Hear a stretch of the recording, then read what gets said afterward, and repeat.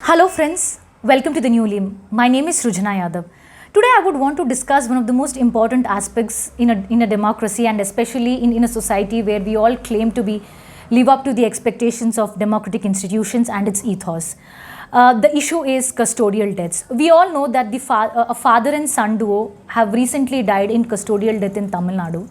And regarding that, the CBI has come up with a report which says the father and son, Benix and Jairaj, from Tamil Nadu, who died after prolonged torture in custody, was beaten and tortured in jail for more than 6 to 7 hours before they finally succumbed to death. The CBI charge sheet also says these two were subjected to several rounds of brutal torture with intervals in between 7:45 p.m. to 3 a.m. in the morning. After reading these unsettling sentences from the report, I would want to highly recommend a movie which is called Visaranai. This roughly translates to, in English, which can be called interrogation. This is directed by National Award winning director called Vetrimaran, where it shows the gravity of the custodial violence, custodial death, custodial torture. And it leaves us with a most important question like how certain institutions perpetuate violence and how it is normalized. Right? I think after watching this film, this really sets a backdrop of how we actually have to perceive the issue of custodial violence and deaths. Having said this, I want to also specifically focus on the data released by NCRB to 2019, released by Union Home Ministry on September 29th. The data clearly says 11 people died in police custody in Tamil Nadu in 2019, while Gujarat saw 10 such deaths. The NCRB has prepared the report by compiling the data sent by the states and the union territories. Gujarat accounted for the highest number of police personnel arrested in custodial deaths across the country and also second highest number of custodial deaths in 2019, only after Tamil Nadu as per the latest figures.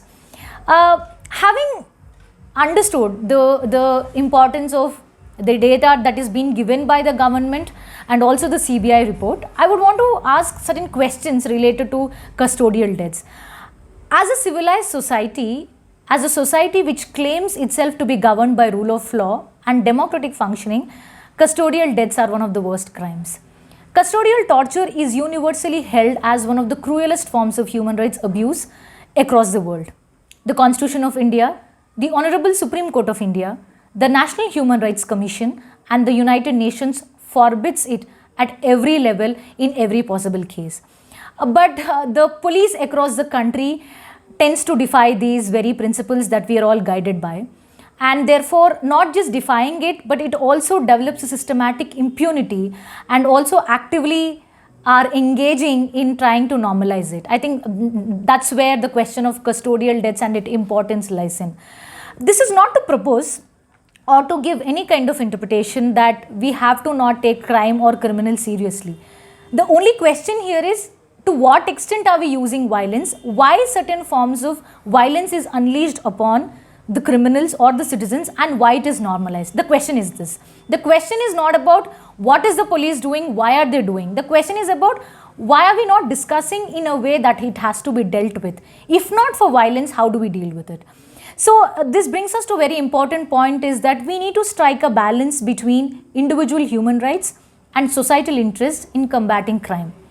By using a very realistic approach and from the issues of custodial deaths in Tamil Nadu and also in other cases, it clearly gives us a clue that using violence is definitely not a reasonable option and definitely not an option to consider at all.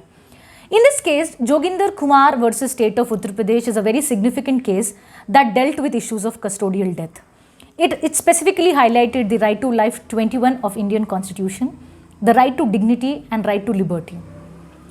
And not just underlining the importance of this case, but I also want to question or ask a question, also want to bring up a point that as a society and as a democratic society, what is our idea of punishment? What is our idea of violence? Like, are we okay with certain forms of violence that is committed upon the citizens? Are we okay if certain legitimate institutions commit violence on us?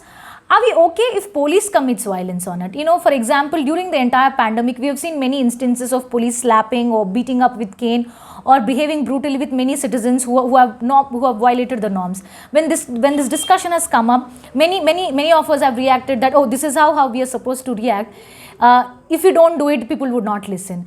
So this leaves us with certain residuals or certain hangover that we have from our colonial and feudal past, that it is okay to have certain forms of violence. It is okay to get beaten up for certain things.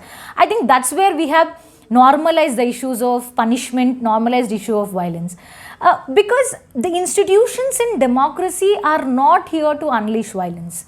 The institutions in democracy are here to reaffirm its faith, reaffirm its legitimacy by having tremendous commitment, by having non-negotiable commitment to the due process, to the democratic principles that we have laid in our constitution, in our law, and most importantly an ethos, a universal democratic ethos that we developed as a civilized society.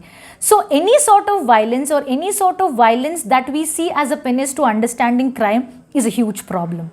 Because this is not just illegal, this is not just unconstitutional, but this is something that fundamentally questions the essence of human dignity.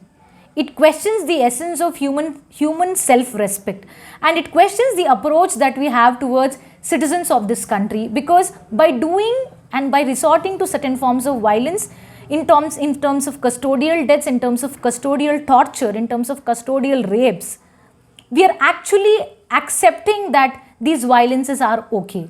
These forms of violences are acceptable. I think that's where we all need to question the whole concept of violence and whole concept of punishment. Because if we don't do this, it will disempower all of us as citizens.